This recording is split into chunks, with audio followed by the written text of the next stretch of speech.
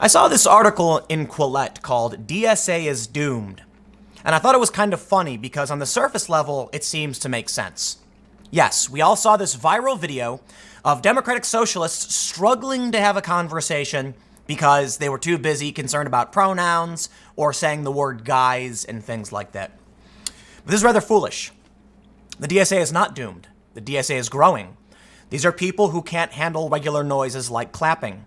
They're becoming increasingly unhinged. Everything to the right of where they are is fascist, and it makes sense when you look at this video. And you have to understand why it's so dangerous. I read through the story. I find it interesting. For the most part, this person thinks the DSA will struggle to recruit. Yes, the DSA will struggle to recruit middle American working class people and unions. It will not struggle to recruit fringe, far-left extremists and people who have mental disabilities, of which you only need a few to actually ignite some kind of greater conflict. In this video, which maybe some of you didn't see, it's a meeting where people are talking about, enabling socialism, and one person says the clapping, the whispering is triggering his anxiety and he can't focus. He says, guys, please stop. And someone else gets mad that he said guys. But this shows us something that easily explains why they think everyone is a fascist. To them, if you say something like toughen up, they think you're a fascist. If they say you're hurting my ears with your whispering and you say too bad, you're a fascist. Think about the perspective from where they're at. They believe you are a fascist. Now, you may say these people are too weak to actually do anything, but they're unhinged, not necessarily weak.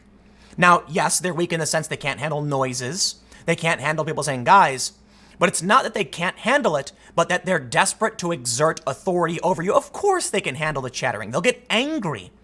That's the real issue. In this viral video, we see the guy first ask, guys, can you please keep the chatter to a minimum? He later comes up yelling, I have already said it's triggering to my anxiety. Unhinged, extremely angry, aggressive, and thinking everyone is a fascist. I have heard the conversations from these people. They're absolutely advocating for extreme violence. And I'm not kidding. And you know what, man? I've been consistently, throughout my life, 10 steps ahead. You can look like, during Occupy Wall Street, I was praised by the media as being, revolutionizing, doing live streaming and all this stuff. Helped launch, I was the founding member of Vice News. I was always several steps ahead of where the market was. And they praised me for it. Well, now I'm doing something ahead of where, say, CNN is at. Of course, YouTube is taking action against what we're doing, but I've always been one step ahead. I worked for Vice and Fusion in 2014, and I left. Those companies went on to lay off tons of people because I have the gift, I shouldn't say the gift, but I have the ability to actually plan. I was going to say the gift of strategy. But no, it's not a gift. It's something you can develop and you can earn and learn. I see people mocking the DSA, and that's a terrible idea. The group's growing. They're not necessarily, we mock them for their silliness, but what you should really take away from this is it's a bunch of people who are unwell and angry and want to exert power over other people by any means necessary. They're so far left, they believe that moderates and the politically uninitiated are fascists who deserve extreme punishment. And that brings me to this next story, because I don't care too much about the DSA and all that stuff. American Greatness writes, Igniting Civil War, Angelo Codevilla. And they bring up some interesting points. They say, we Americans are now facing the danger of a civil war thus ignited. We do not think of civil war this way because our civil war from 1861 to 1865 was less a conflict within society than it was a highly organized war between states. Now, they said in this way because initially they reference other conflicts. They say, in societies driven by mutual hate, the people who control the police and public communications make all the difference. When they maintain impartiality, as did Germany's Weimar government, while the Nazis and communists struggled for primacy, partisan warfare tends to be resolved politically, though the results are harsh. When societal hatred or the partiality of authorities results in deaths, long smoldering cold civil war can blaze into Holocaust. The point they're making, which I find very interesting in this story, is that we look, as Americans, we look at the Civil War as an organized state of two groups marching towards each other. And that's why I don't like necessarily saying civil war, but civil conflict. Because many civil wars, and they bring up Thucydides, I believe how you pronounce it. I'm terrible at pronouncing ancient, what is that, Greek?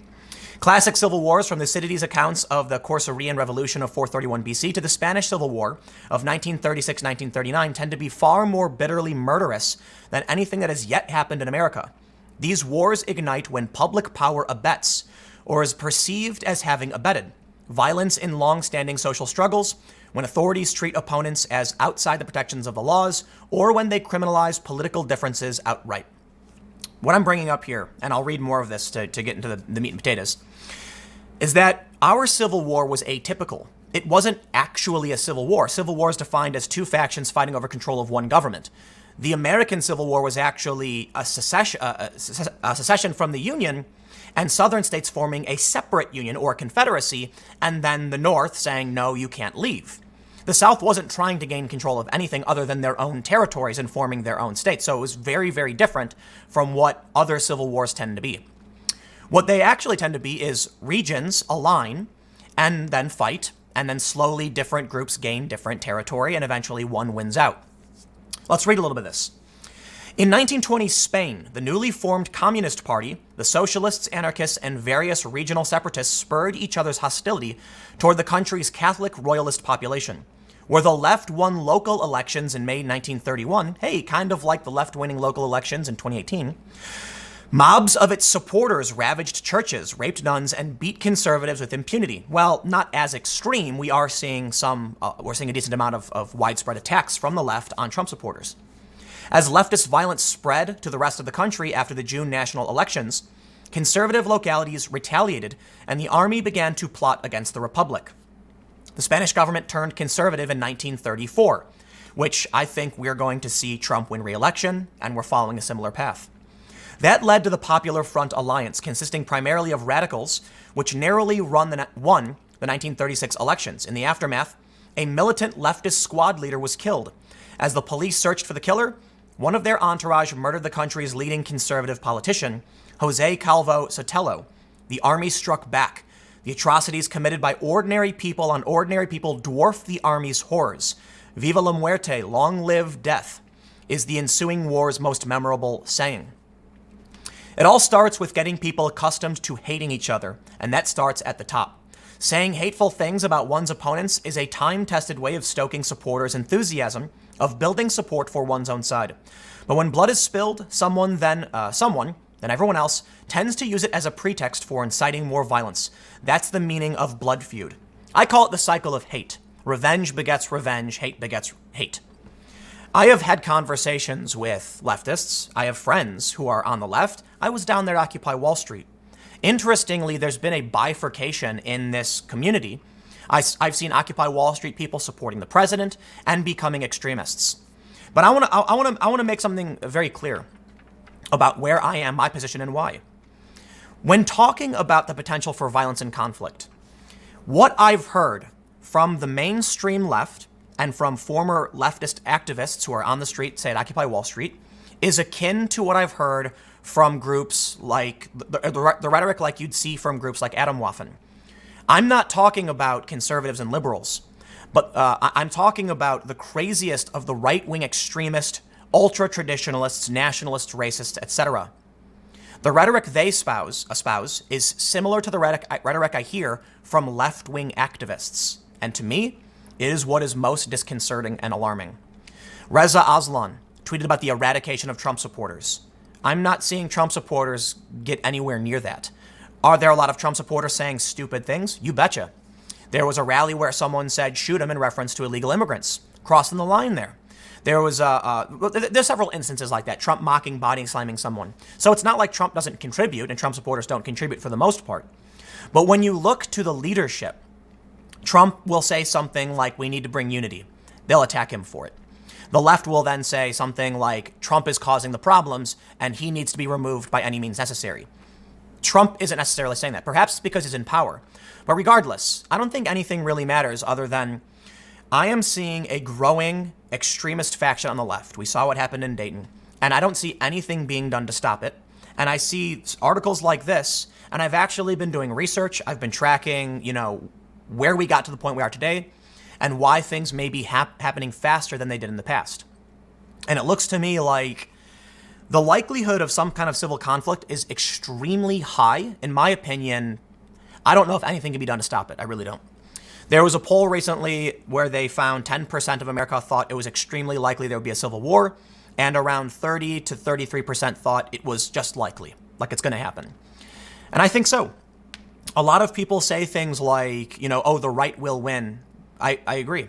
From what I'm looking at, reading stories like this, looking at the history, I've watched a couple documentaries, like quick mini docs about, the precipitation of violence and the escalation of civil war in other countries. I've read articles like this. We see the DSA, and people make fun of them. The hatred spreads. The Democrats just said on MSNBC, Trump is trying to, I'm sorry, I shouldn't say Democrat, but an MSNBC personality just said Trump was trying to exterminate Latinos.